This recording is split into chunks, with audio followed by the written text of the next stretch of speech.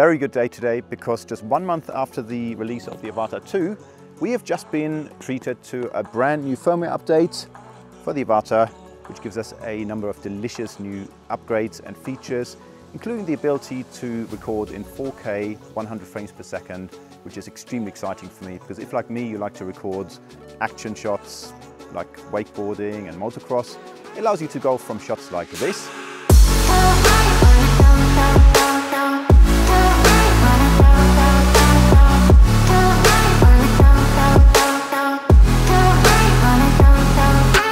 to shots like this.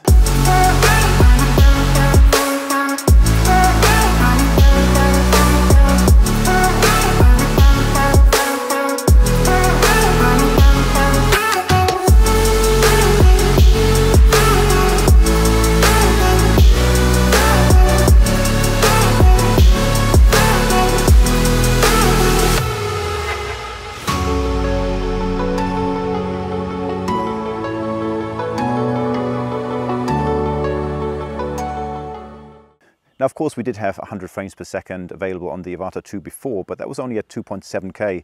And at that resolution, I find with drones like the Avata, Avata 2, because you end up cropping in with stabilization, reframing, and so on, it ends up making the footage quite mushy and unpleasant. So 4K for me is the only way to go with this kind of drone. So to now be able to speed ramp footage from 100 frames per second on a 25 frames per second timeline down to 1/4 speed is absolutely amazing for these kind of shots because it just adds that bit of extra impact and oomph to your footage when you do things like those kind of shots. Hopefully they're going to up it and bring it to 120 frames per second because that'll be more useful for those of us who shoot at 30 frames per second timelines.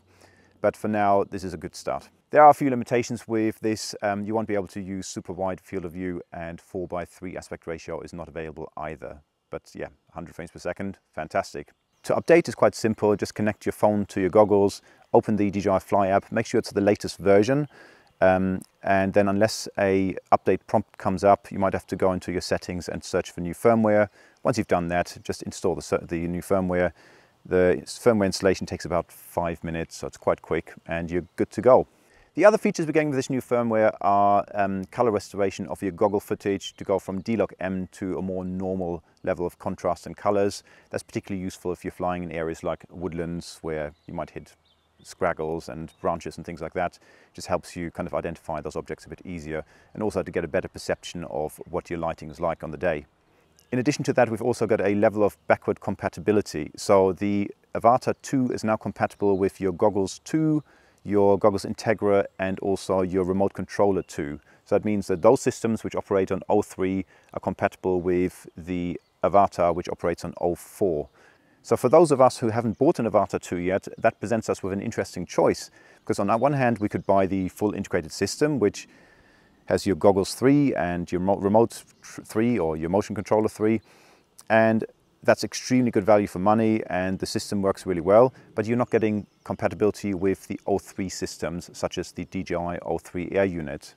So in cases like that, we might choose to actually opt for an Avata 2 with the Goggles 2 or Goggles Integra and Remote 2, because with that kind of system, we have compatibility to use 03 Air units. So until an 04 Air unit comes available, that might be a preferential choice for many of us. For me, I'm still hoping that backwards compatibility the other way round is going to happen. So that means that the Goggles 3 become compatible with 03 units, but that's a different beast and there's no guarantees that that's going to happen. So we can only hope, but we shall see. So yeah, two options now. Either you can buy an Avata 2 with the 04 system, or you can choose to go and stay with the 03 system with the Goggles 2 and Remote Controller 2 and retain more compatibility with older technology.